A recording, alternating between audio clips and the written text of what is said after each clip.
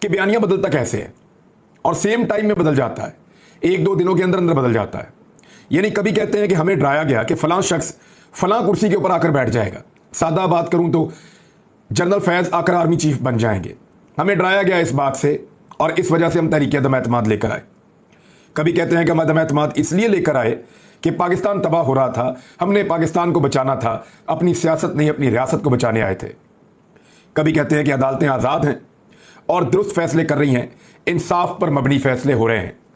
کبھی کہتے ہیں کہ ہمارا مرضی کا بینچ بنا دو, اگر وہ نہیں بنتا تو پھر ہم فیصلہ ہی نہیں مانیں گے, یہ ابھی یہی کر رہے ہیں. کبھی کہتے ہیں کہ ہم مشکل فیصلے ہم سے کروائے گئے ہیں اور پھر ہمیں الیکشن کے اندر دھکیل دیا گیا. یعنی ہم مشکل فیصلے پہلے ہم سے کروائے گئے, ہمیں کہا گیا کہ یہ مشکل فیصلے کرو.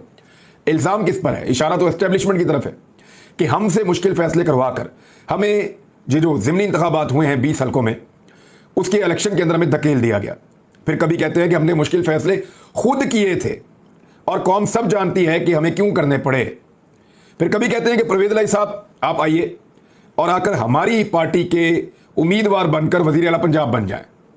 پھر کبھی کہتے ہیں کہ پاکستان تحریک انصاف کیوں پنجاب کے سب سے بڑے ڈاکو پرویز الہی کو وزیر اعلیٰ پنجاب بنا رہی ہے. یعنی کبھی اس کو اپنا امیدوار بنانا چاہتے ہیں, وہ نہ بنے تو دوسری پارٹی کو کہتے ہیں تم کیوں بنا رہے ہو, یہ تو سب سے بڑا ڈاکو ہے. کبھی کہتے ہیں کہ عمران خان کی نالائکیوں کی قیمت عوام مہنگائی کی صورت میں چکا رہی ہے. تو کبھی کہتے ہیں کہ پاکستان میں مہنگائی عالمی منڈی میں مہنگائی کی وجہ سے ہو رہی ہے. یعنی ایک طرف ٹکتا ہی نہیں ہے, کبھی عمران خان پہ ڈالتے ہیں, کبھی عالمی منڈی پہ ڈالتے ہیں. کبھی کہتے ہیں کہ منحرف اراکین میں سے کوئی بھی لوٹا نہیں ہے, اس لیے کہ وہ تو حکومت کو چھوڑ کر اپوزیشن کے ساتھ آئے تھے. اور پھر الیکشن ہارنے کے بعد کبھی یہ کہتے ہیں کہ اگر لوٹے نہ ہوتے تو ہم سارے الیکشن جیت جاتے, ہم اس لیے ہارے کہ سارے لوٹے تھے. یعنی جب وہ آپ کے پاس آ رہے تھے تو وہ لوٹے نہیں تھے, لیکن جب وہ الیکشن میں ہار رہے تھے تو پھر وہ لوٹے تھے.